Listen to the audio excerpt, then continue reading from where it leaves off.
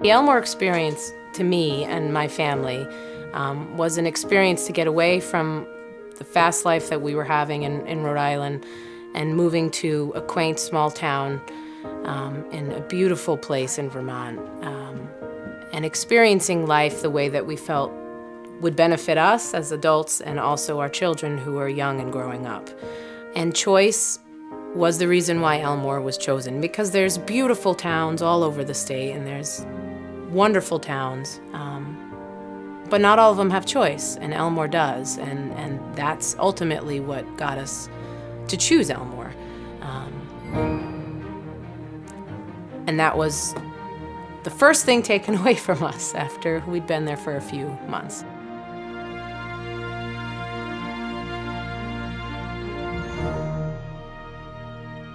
Vermont started school choice for very simple reasons. For small rural towns to educate their kids well and cheaply or economically. And those simple things really haven't changed. School choice was something that gave me a sense of security when I think about three kids who are very different and who knows what the future brings and what their needs are going to be over the upcoming 12 years. I was familiar with area schools and also familiar with some of the independent schools, and feeling like, okay, if we are in a place where we have a choice, I know we can feel confident building house, putting down roots, and knowing that we'll have good options for our kids. Whether it's a Waldorf school or St. John's Academy or going down to Stowe even, because the parents work in Stowe and it just creates a lifestyle that works better for the family. They spend more time together because they get to drive down to school and drive back. The school choice was a huge piece of what made at least the education in Elmore very attractive. Governor Peter Shumlin signed a major school district consolidation bill into law today. Backers say in coming years it could make Vermont's $1.6 billion education system more efficient and expand opportunities for kids in rural areas. WPTZ's Stuart Ledbetter reports from Bolton.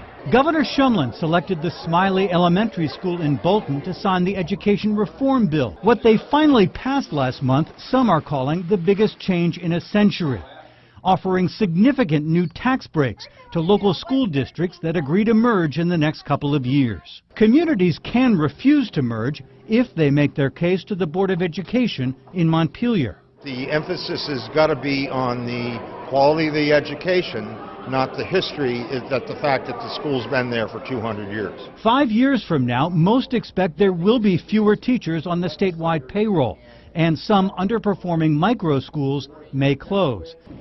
It's law, team. Way to go. In Bolton, Stuart Ledbetter, WPTZ News Channel 5. At the first town meeting that I went to, the first year we lived in Elmore, we spent 2 hours talking about a proposal to study a merger.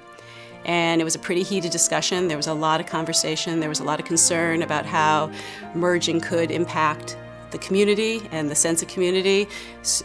Local voice in the schools, strong concerns around the future of the Elmore School and whether we could maintain a small local school in a larger district that where the voters weren't all in our town, and concerns about losing school choice. And so that conversation went on for 2 hours. The message from the school board was, this is only a study. I went to our first Unified Union meeting. It was more, this is what we're proposing to the state, and we just want you to be aware of it. There was even a vote with hands that night to talk about the school board makeup, and one of the gentlemen in the audience, I think from Morrisville, said, why are we voting on what we think the school board should be made up of in terms of at-large candidates and Morrisville versus Elmore candidates, and should they have 7 board members or 9 board members? And then from that vote of hands, which half the people were like, what am I voting on? They were creating part of what they were going to bring to the state. And it became immediately clear that this wasn't the kind of study that when I think about looking into options and coming up with good solutions. They were doing contract negotiations. I would say that there was an assumption in the beginning that there were opportunities to maintain school choice. But those assumptions were dispelled by the actions of the state. The Department of Education came out with the verdict that, yes, if a non-merging school, a non-choice school merges with a choice school, then you're going to lose your choice, which kind of made those of us in town that valued choice panic, that we needed to let everyone know. And I remember thinking, okay, this thing, we have to win this. This school, this community, this sense of spirit that we have here is so special. And for us to vote that away on a rushed vote, on some faulty premises about saving money, it can't happen. That's just not okay.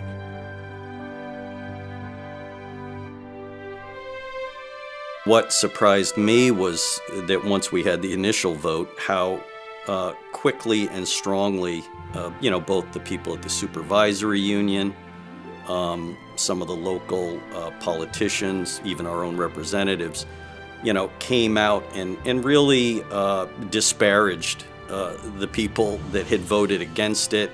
We learned not that long after that there's a rule that allows you to revote. And that's when we started to watch this thing unfold that was clearly not looking for the will of the town, but looking to have this thing happen. And being new to the state that allows revotes if somebody is unhappy with the outcome of a vote was really kind of, I thought it was a bad dream. Is that possible? I could say I don't like a vote and I can petition for a revote just because I don't like the outcome. And indeed, that is something that's allowed, and that happened. And so that next week, during school break, during a snowstorm, with a lot of absentee ballots collected ahead of time, they were able to have the merger go through. The vote almost seemed just like a formality to say to Elmore, you had a voice, you get to vote. But there were so many outside forces that seemed to influence it in a way that it was, of course, going to be, oh yes, merger. The town of Elmore really made a decision based on short-term goals. And I think that if there's one thing that really felt bad about our process is to get, I think what amounted to is a $150,000 incentive. We gave up our entire history of school choice for that short-term gain.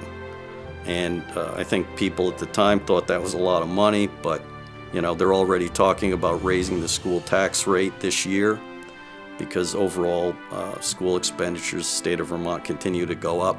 So, I mean, what's that $150,000 going to mean in the year 2020?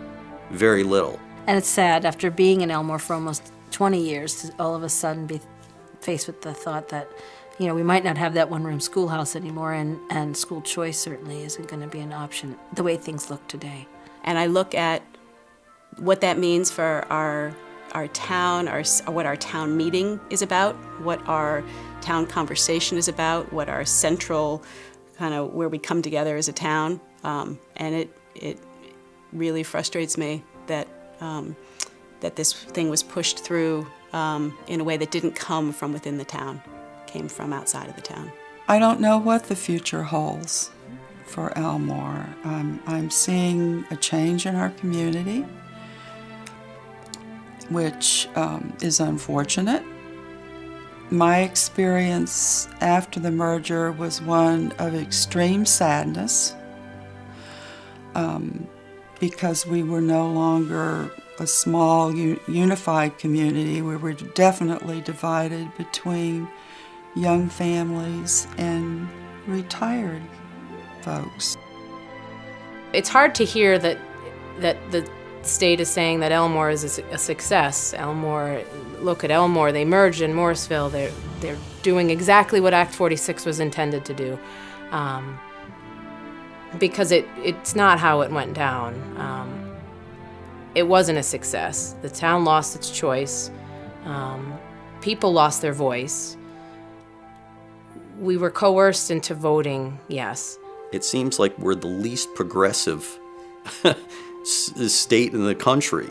I mean, we're moving towards a model that seems very top-heavy, very cumbersome, very uncreative, and very limiting for people.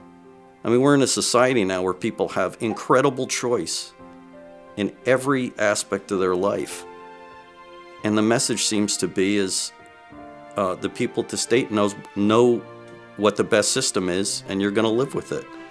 And I just think that that's a loss. We see that now happening around the state.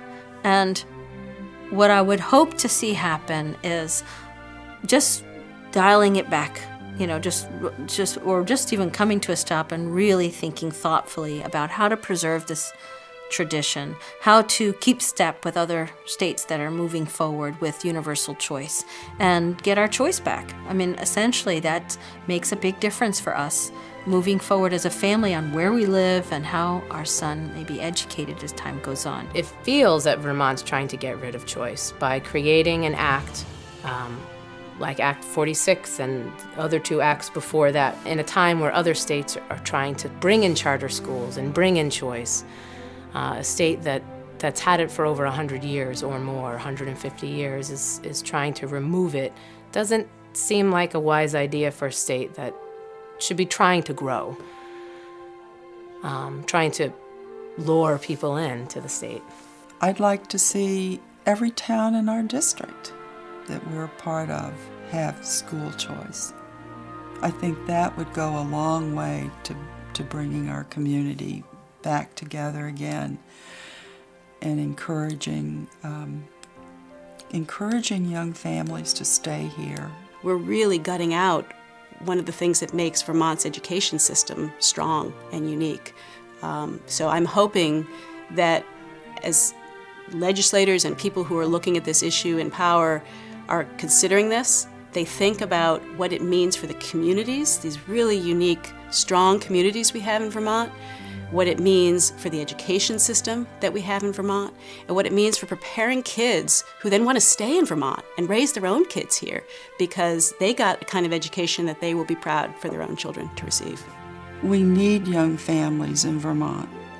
We need young families in Elmore. We cannot stay a viable community or a viable state without attracting young families. We are an example of what is unfolding when towns merge. And if they could think outside of the box and think creatively to help Elmore get their choice back and to help towns that have choice keep it and learn from the experience that we had here in Elmore, that would be great.